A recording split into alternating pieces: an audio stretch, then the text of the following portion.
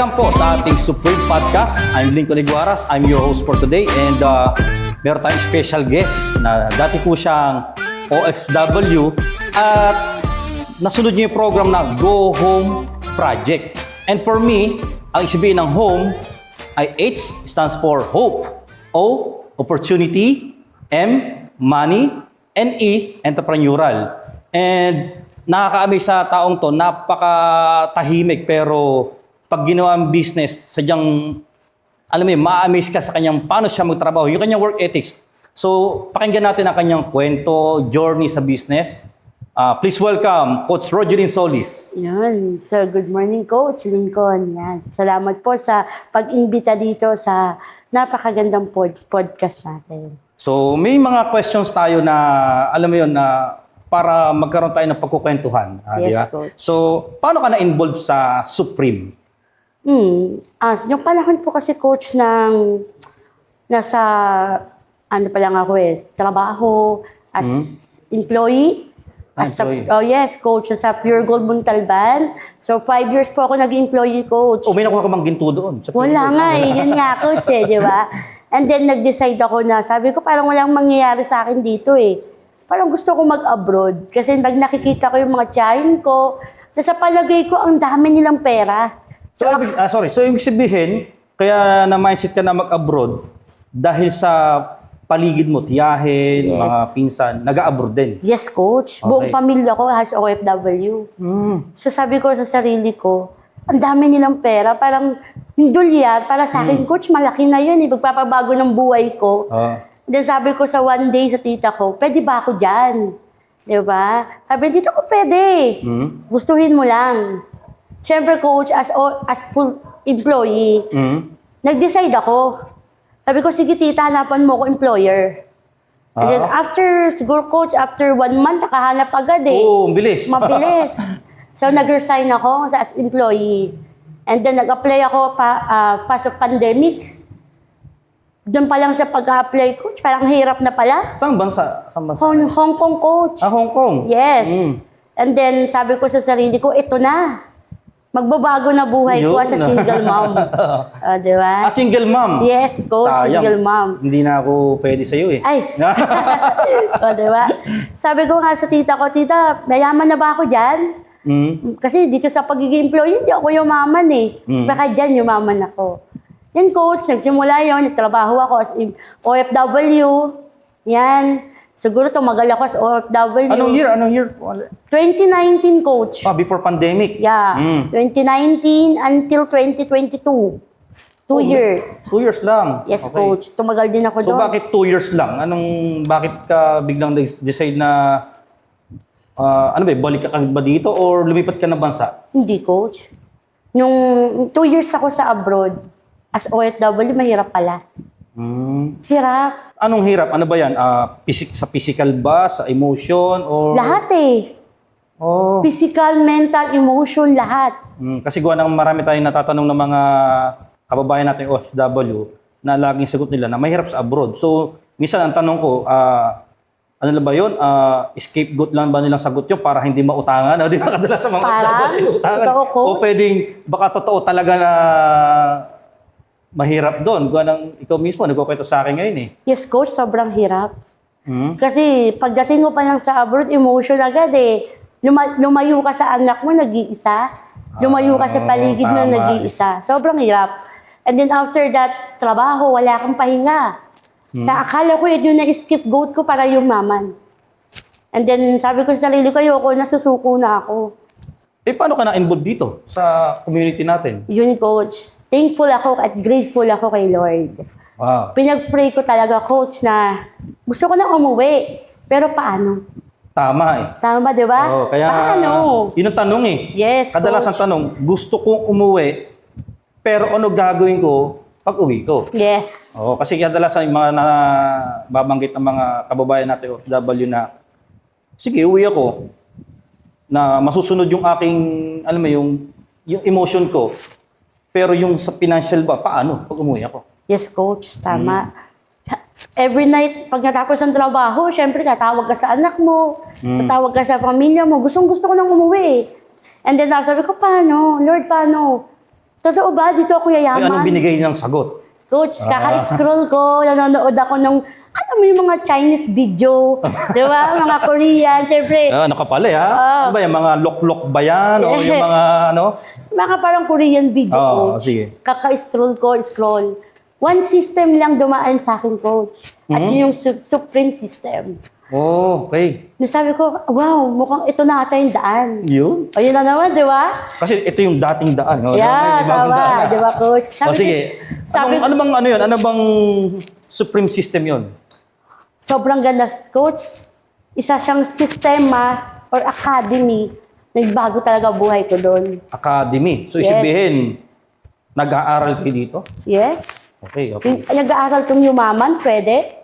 Tama, no? Di ba? Pinag-aralan naman talaga natin sa school, it's more on academics. Pero yung sinabi mo, pinag-aralan yung pagyaman, parang bihira talaga nagtuturo niyan eh. Yes, coach. Bira talaga. Okay. Pero na habang pinapanood ko yung mga successful story, at tanong ko sa sarili ko, kaya ko kaya to?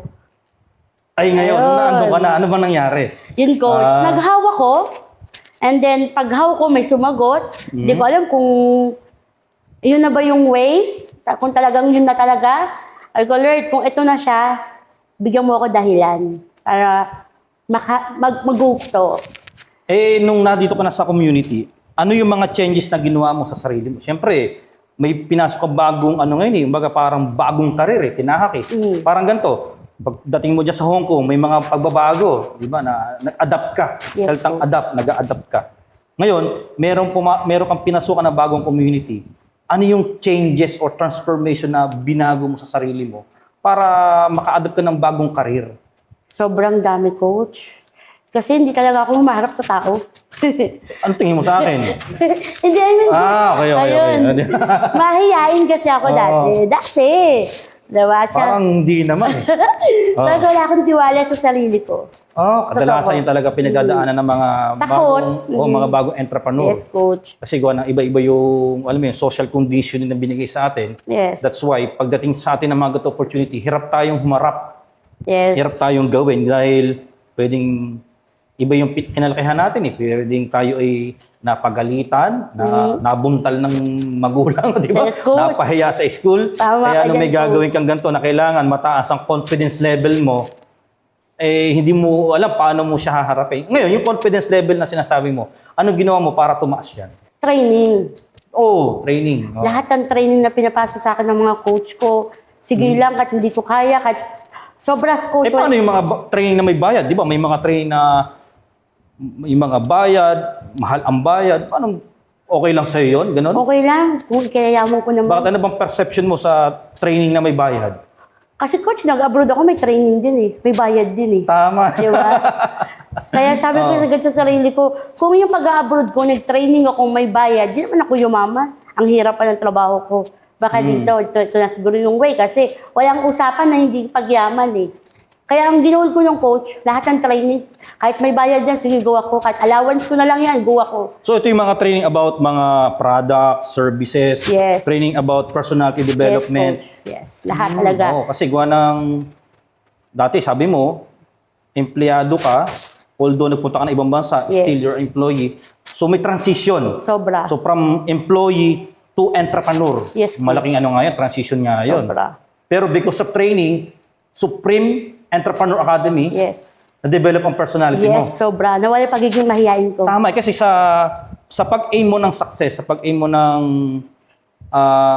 kahit anumang kahit anumang ginagawa mo, sports, 'di ba, music, especially gantong negosyo or success, kailangan talaga may babaguhin ka, may i-adapt ka. Madami. Yung personality development, napakahalaga niyan. Dahil I do believe na your attitude is directly proportional to your income. Yes. And your income is directly proportional to your attitude. Yes, coach. So, mahalaga ba na i-develop natin ang attitude sa business na to? Yes, coach. Sobra. Unang-una kasi dati talaga yung attitude ko, coach, parang laging negative eh. Totoo. Eh, kasi lumaki tayo sa bansang mahirap, Totoo third world yan. country. Totoo. Baga, yun talaga na-adapt natin. So, oo lang tayo ng oo dati, absorb lang tayo ng absorb.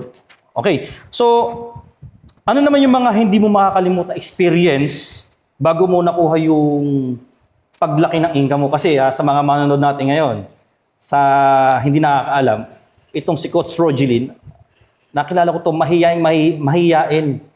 Pero ang kagandahan dahil sa ating Supreme Online Platform, online, kahit mahiyain ka, kikita ka na maganda, kikita ka na malaki. And a good thing kay Coach Rogelin, close to 7 figures na ang income. Di ba? Ano yung mga pinagdaanan mo? Kasi paparating ka na dun eh. And na-excite kami bilang mga mentor ninyo, mga coaches ninyo. So ano yung ano? Yung takot coach, kasi sabi ko, kaya ko ba to? Or parang ganun coach, kakayanin ko kaya? So parang fear of unknown. Yes. Takot ka sa hindi mo alam. Yes. Diba? Okay. Ano pa? Hanggat sa, yung magkaroon ako ng achievement na, parang simpleng travel, yung wala kang freedom dati sa trabaho, simpleng pagsakay sa yate. Isang achievement na yun, coach eh. Alam mo ba, kaya ako din gustong-gusto kong magnegosyo kasi ayoko naka-stuck lang ako sa isang lugar. Yes, eh. Ang gusto ko yung umaalis-alis ako, but still, continuous yung pagpasok ng income, pagpasok ng pera. And yun yung na-experience mo na ngayon. Yes, sobra, coach. Simple, pero grabe impact. Sige, tuloy tayo doon sa question na ano yung mga naging, saan ka ba nahirapan, yung challenges na nalusutan mo naman? Tiwala sa sarili, coach. Tiwala. Number 1. And fear kung talagang yayaman ako. Siyempre, di naman porkit nagsimula ka dito, bukas mayaman ka na. Tama mayaman, di ba? May mga kasi, mga nagmamadali. Tama. Na parang, naglagay ako ng pera dyan, hindi ako yumaman, sumali ako sa ganyan, hindi ako kumita. Pero sa sinabi mo, na hindi naman porkit pagpasok mo rito, yayaman ka na agad. Tama dapat ganyan ating mentalidad na talagang meron kang gagawing effort, time and effort, para makuha mo yung gusto mong income. Yes. So, sa mga viewers natin ngayon, na maaaring baka ikaw ay meron kang fear unknown, may duda sa sarili, tao kayo, dinadaanan mo yan. Pero, kailangan basagin mo yan, tanggalin mo yan, para magtuloy-tuloy ka sa negosyong to and magawa mo ang negosyo ng smooth sailing ka. Alam mo, parang, minsan kasi, hindi na yung industriya ang issue. Minsan, meron tayong issue sa katawan na natin. And a good thing, andito kami. Tatanggalin natin yung mga issue niyan para makalipad ka ng todo. Yes. Okay? So, ano ang mga hindi mo makalimutang small wins to big results? Kasi excited na kami sa iyo eh. Yung kumita 6-figure a month, Woo! hindi ko dati nararanasan sa abroad, coach. Diba? Yung first 6 figures per month mo, kailan mo ba na-achieve yun? Siguro, coach, 1 month. 1 month? Yeah. Pero ilang buwan ka na dito nun? 3 months na lang. Sa negosyo. Kaya pala umuwi ka na kaagad eh. Yes.